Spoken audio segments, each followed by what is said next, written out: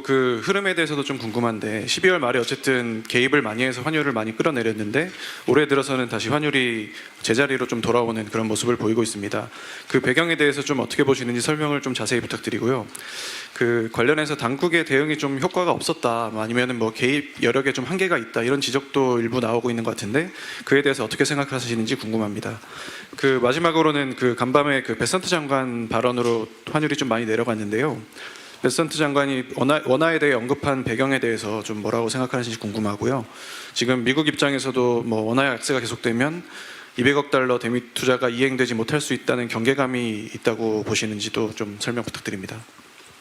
예, 우선 환율이 중요한 결정 요인이었다는 것은 부정할 수 없는 사실이고요. 지금 말씀하신 대로 연초 환율 안정을 위해서 한 여러 가지 안정화 정책이 1,430원 뭐 정도까지 가다가 다시 1,470원대 후반 올라갔다 오늘 좀 떨어졌으니까 효과가 없느냐에 관해서는 저는 약간 어떻게 할까요?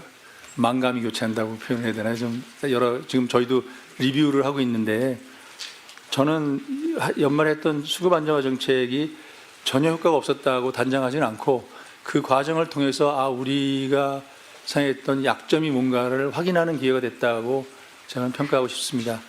우선 지난해 12월 달에 환율이 1,480원대로 올라갔을 때 왜 환율 수준을 생각해서 개입을 했느냐, 그때도 같은 질문을 하셨었는데 변동성을 안 보고 왜 환율 수준을 보고 개입을 했냐라고 했을 때 여러 안정화 정책을 했냐 했을 때는 그 당시에 1,420원 그 이후부터 올라간 거는 달러 인덱스라든지 그 여러 국제적인 요인과 관계없이 우리만 홀로 막 절하가 돼서 펀더먼탈과 너무나 괴리가 됐고 또 막 우리 아까 얘기한 한국 경제 비관론, 원화의 비관론 이런 것이 막 팽배해서 기대가 너무 한쪽으로 쏠리는 것 같아서 개입을 하지 않으면 여러 부작용이 있었다고 생각해서 저희가 개입을 했습니다.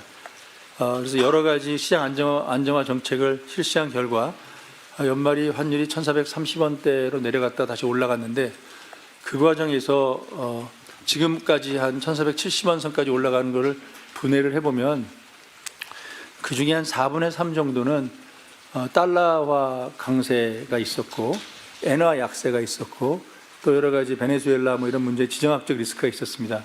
그래서 12월하고 다른 거는 12월 때는 달러하고 무관하게 우리만 올렸는데 일단 한번 안정화 정책으로 낮춘 다음에 다시 올라가는 과정에서 뭐 시기마다 다르겠지만 대충 한 4분의 3 정도는 달러와 공조해서 움직인 거고 나머지 4분의 1 정도는 계속해서 우리만의 요인으로 올라간 것을 확인했습니다. 그래서 그 올라간 이유가 조금 질적으로 차이가 있다 이런 게 하나고요. 두 번째는 이번에 제가 크게 느낀 것은 그 국민연금은 저희들이 협조도 용하고 다음에 이렇게 거시 경제 특히 외환시장에 주는 영향이 너무 크니까 좀 환율 이런 상황에서는 좀 협조를 통해서 좀 수급 조정을 좀 해달라 해서 복지부와 국민연금에 대해 감사를 드립니다. 국민연금과 복지부가 12월 말 이후 지금까지 환해치도 시작해 주셔서 물량이 꾸준히 나오고 있고 또 이 해외로 나가는 물량도 줄여주시고 그래서 수급 요인에서는 많이 도움이 되는 방향으로 바뀌었습니다. 그리고 대기업들도 가지고 있는 외환을 많이 가지고 들어오셔서 그 문제도 해결됐습니다.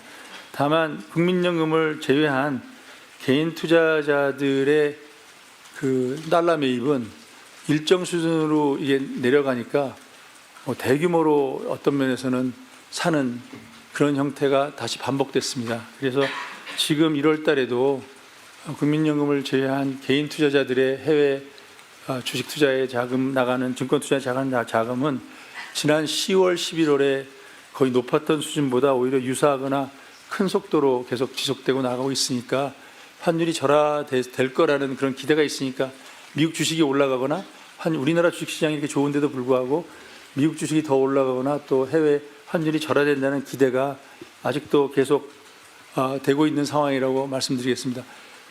제발 제가 이런 특정 집단을 탓했다고 하지 마십시오. 저는 그냥 지난번와 마찬가지로 이 시장에 어떤 압력이 있는지를 얘기해 준 거고 그 뒤에는 다 개인적으로 합리적인 이유가 있을 거기 때문에 그것이 잘못됐다는 것이 아니라 지금 이런 후로가 계속되고 있다는 걸 보기 때문에 앞으로 좀 이 안정화를 위해서는 단기적으로 시장의 이 수급 쏠림 그리고 환율이 계속 절하될까라는 기대 이런 것들을 바꿔줘야 될 필요는 지금도 계속되고 있다고 보고 있습니다.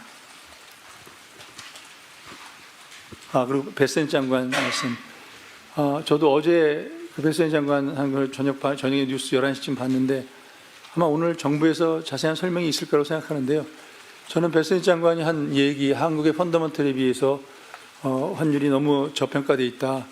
그거는 꼭 베센 장관이 아니더라도 제가 경제학하고 있으면 어떤 모델을 쓰던 우리의 펀더먼털과 어떤 기준을 써도 지금 1480원대 이렇게 막 올라가는 환율은 도저히 그냥 펀더먼털로 설명할 수 없는 거라는 거는 누구나 아는 학자라면 누구나 다 아는 거라 베센 장관이 그런 얘기를 보통 안 하시는 분인데 한국 원화에 대해서 얘기했다는 것은 우리가 아무리 하더라도 이론적으로 맞지 않으면 안 하실 텐데 그 누구나 봐도 명확하기 때문에 그 말을 하셨기 때문에 그 베센 장관 말이 뭐 놀라지는 않고 이게 지금 우리 현상을 얘기한 거다 말씀드리고 한미 투자 협정과 관련해서는 아마 원칙적으로 이거는 아마 오늘 정부 발표를 들으셔야 되겠지만 계속 강조드립니다만 한미 협상 문구에는 MOU에 외환 시장에 불안을 주는 정도가 되면은 이 투자하는 액수를 조정할 수 있게 되어 있습니다. 그 책임이 또 한국은행도 지고 있습니다. 그래서 지난번에 말씀드린 대로 외환 시장이 불안할 때는 200억 불 못 나갑니다. 그거는 우리가 확실하게 얘기할 수 있고 베센 장관이 그걸 언급한 것이냐 아니 저는 정부에서 발표하는 건 들으시는데 그거와 관계없이 지금 환율이 우리가 자꾸 제가 또 어디 유튜브 이런 얘기하면은 자꾸 이제 제가 또 거기 비난한다는 게 아니라 바깥에 막 나가는 얘기가 한국 정부가 200억 불씩 계속 나가니까 환율이 절하될 거야 막 이런 소문은 저는 아니라고 말씀드릴게요. 우리가 외환 시장이 굉장히 어려울 때는 한국은행이 먼저 나가서 그거를 못 나가게 할 가능성이 충분히 있다. 외환 시장이 안정되면 당연히 MOU를 지켜야 되지만 지금 MOU에 의해서도 그렇게 반드시 하는 것이 아니다라는 말씀을 드려서 공연히 이런 잘못된 뉴스로 환율 상승이 되는 기대가 막 증폭되는 그런 일은 없었으면 좋겠습니다. 예, 감사합니다.